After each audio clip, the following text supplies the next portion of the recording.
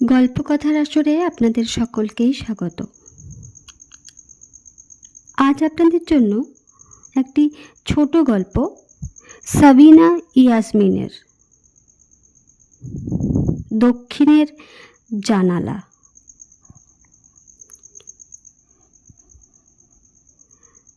এখনো ব্যাপারটা বিশ্বাস করতে পারছে না হৈমন্তী। নিজের চোখে দেখেনি, কিন্তু নিজের কানে তো শুনেছে। বাবুকে, বাবুর বউকে, নাতিকে এখনো পর্যন্ত কিছু বলেনি সে। বলবে বলবে, কানের ভ্রম। ভ্রম ট্রম কিছু নয়। হৈমন্তী বুঝতে পেরেছে বাবুর বাবা মরেও মরেনি।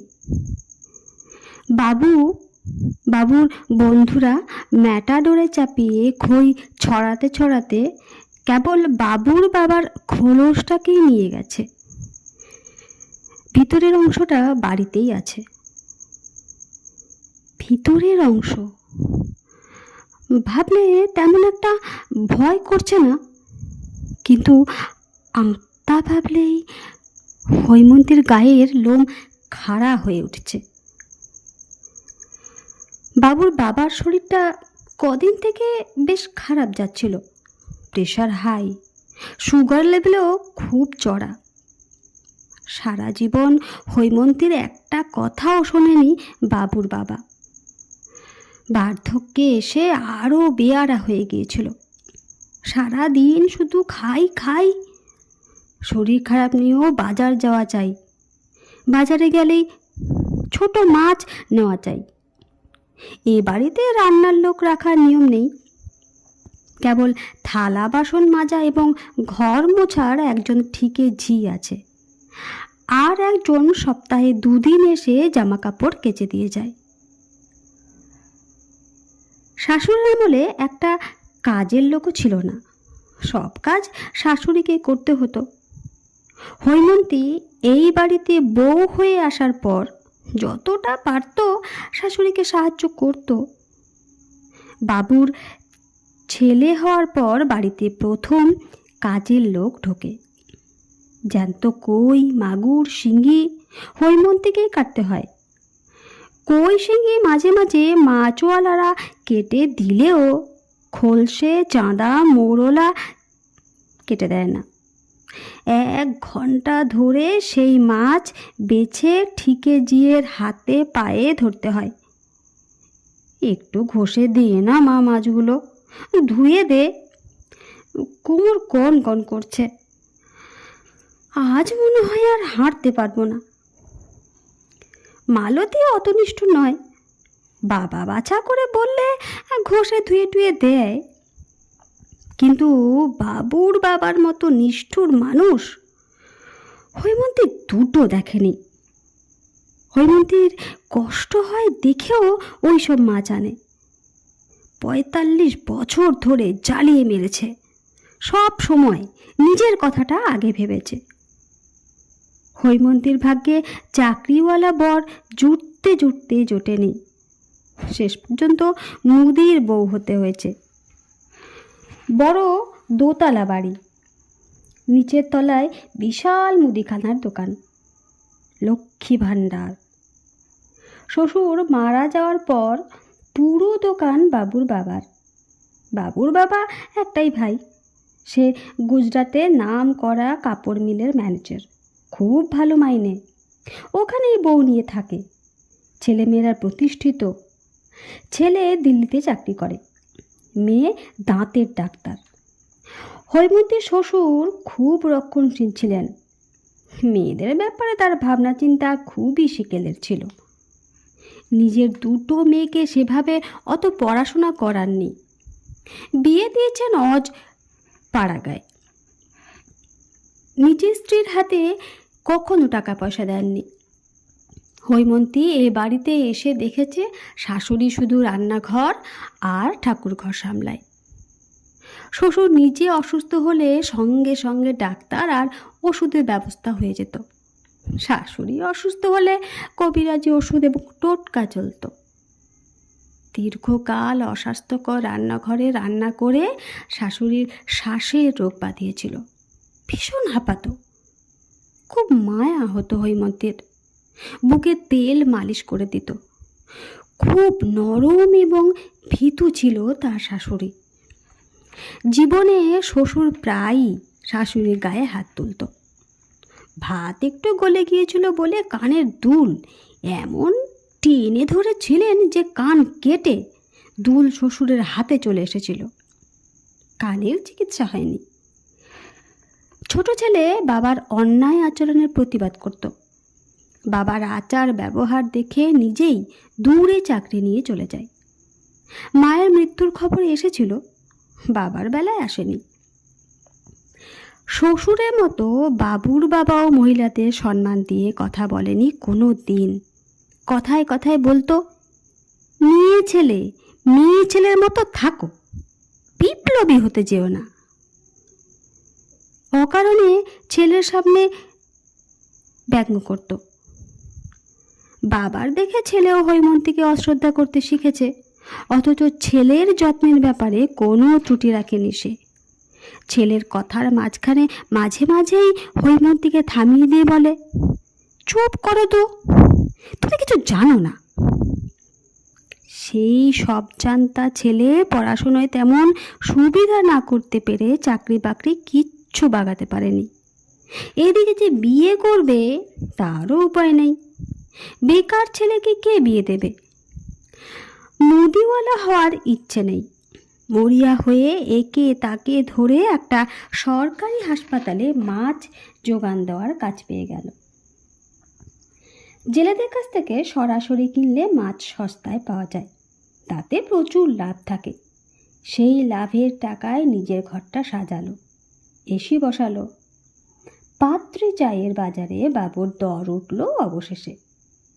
হৈমন্তী বুঝেছিল, এই বাড়িতে যেই বউ হয়ে আসুক সেই মেয়ের দুর্গতির অন্ত থাকবে না। হলো তাই। একটা শিক্ষিত মেয়েকে বিয়ে করে নিয়ে এলো, অথচ তাকে চাকরি করতে দিল না। বাবু তার বাবার উপযুক্ত ছেলে। বউকে ঘরে দাসী করে রাখল। বছর ঘুরতে না ঘুরতে বউটাকে পোয়াতি বানিয়ে দিল।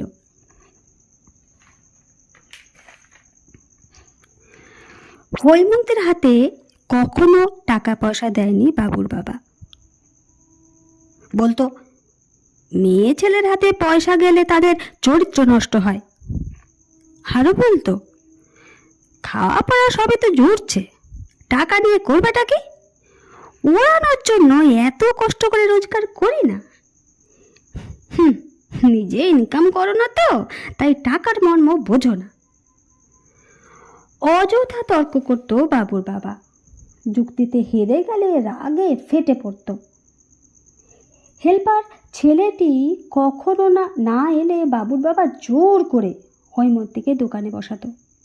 খদ্দেরকে গুড়াখু, জিরে গুঁড়ো, মশা মারার ধূপ, অরহর ডাল, গুঁড়ো সাবানের প্যাকেট দিতে ভালো লাগতো না হৈমন্তীর। দোকানে ইঁদুর আর আরশোলার আধিক্যে গা গুলিয়ে উঠত। বাবুর বাবা গেল রবিবার রাতে ফুলকপি ভেটকি আর ছোলার ডাল দিয়ে ভাত খেয়ে সেই যে ঘুমোলো, সকালে আর উঠল না। মাঝরাতে একবার ঘুম ভেঙেছিল হৈমন্তীর। বাবুর বাবার নাক ডাকার ভয়ঙ্কর আওয়াজটা শোনা যাচ্ছিল না বলে একটু সন্দেহ হয়েছিল, কিন্তু ঘুম ভাঙলে বাবুর বাবার প্রচণ্ড মেজাজ দেখায়, সেই কারণে আর ডাকেনি। কথাটা ভালো করে টেনে নিজেকে ঢেকে রেখেছিল হৈমন্তী। সকালে চা দিতে গিয়ে দেখে বাবুর বাবার গা ঠান্ডা, নিঃশ্বাস পড়ছে না, মোটা পেটটাও ওঠানামা করছে না। বাবুর বন্ধুরা এলো, পাড়ার প্রতিবেশীরা এলো, গুজরাট থেকে দেওর আর তার বউ এলো অনেক পরে। বাবুর বাবাকে বারান্দার বিছানায় পেতে শোয়ানো হলো। আত্মীয়রা আসতে শুরু করলো। লোকজনে বাড়ি ভর্তি হয়ে গেল। হৈমন্তী বাথরুমে যাবে বলে পা বাড়িয়েছে। কি যেন কানের কাছে বলে উঠল, এখনই বাথরুমে যেতে হবে? মাথা মোটা মেয়ে ছেলে কোথাকার। ঘরে গিয়ে দেখো গে, তোমার ছোট বোনের নাতি ড্রয়ার খুলে আমার দামি ঘড়িটা বার করে নিজে ঘষছে। হাত খেয়ে উঠল হৈমন্তী। এই যে বাবুর বাবার গলা। কিন্তু ওই তো শোয়ানো আছে বডিটা বারান্দায়। বেশ কয়েক ঘন্টা পেরিয়েও গেছে। পাশ করা ডাক্তার ডেথ সার্টিফিকেটও দিয়ে দিয়েছেন। তাহলে আবার বাবুর বাবার গলা। আলমারিতে তালা দিয়ে চাবি ঝুলিয়ে রাখার কি ফল? দোতলায় গিয়ে দেখে এসো। মাল কেনার 20,000 টাকা বাবুর শালা এই মাত্র পকেটে পড়ল। এই জন্যই মেয়ে ছেলের হাতে সংসারের দায়িত্ব দিতে নেই। বাবা একদম ঠিক বলতো। মারা যাওয়ার পরেও কি শান্তি দেবে না লোকটা? হৈমন্তী বলল, কবে দিয়েছে দায়িত্ব? সারা জীবন তো চাকরানি বানিয়ে রেখেছিলে। শ্মশানের কাজ মিটল। আত্মীয়রা যে যার বাড়ি ফিরে গেল, কিন্তু বাবুর বাবার ফেরা হলো না। দিন রাত্রির হৈমন্তীর আশেপাশে ঘুরঘুর করতে লাগলো আর ফিস ফিস করে বলতে লাগলো, ছেলের বউয়ের জন্য মাছ রাঁধতে গিয়ে তুমি যেন 2 পিস খেয়ে ফেলো না। মুখে অত ক্রিম ঘষার কি আছে? তোমার না স্বামী মারা গেছে? চুলে রং করার আর দরকার নেই। আমি নেই, কাকে দেখাবে? সব শুনে 65 বছরের সুন্দরী হৈমন্তী বলল, মরণ, যাও তো এখান থেকে। সারা জীবন জ্বালিয়ে মেরেও শান্তি হয়নি। সাদা শাড়ি পরতে ভালো লাগে না হৈমন্তীর। ওই তো চৌধুরীদের বড় ছেলেটা মারা গেল, কিন্তু তার বউ রিনা কখনো সাদা শাড়ি পরে না।